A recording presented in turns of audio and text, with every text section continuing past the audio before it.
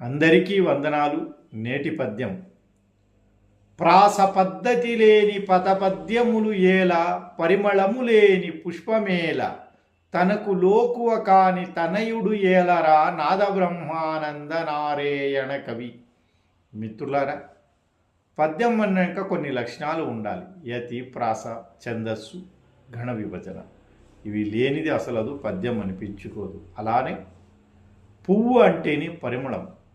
పరిమళం వెదజల్లని పువ్వు ఎందుకు? మరి తండ్రి మాట వినని కొడుకు కూడా ఎందుకు అంటున్నారు కైవారం నారాయణ తాత గారు. ఈయన 17వ శతాబ్దానికి చెందినటువంటి తెలుగు వరకవి యోగి. నేటి చిక్కబళ్ళాపురం జిల్లా కర్ణాటక ప్రాంతానికి చెందినటువంటి వ్యక్తి. రాష్ట్రేతర తెలుగు సాహిత్యం, అలానే నేను రాసినటువంటి కొన్ని పాటల కోసం కృష్ణరసం యూట్యూబ్ ఛానల్ని ఫాలో అవ్వండి. అందరికీ వందనాలు. నేను మీ అగ్రం వసంత్, హోసూరు, తమిళనాడు. జై తెలుగు తల్లి.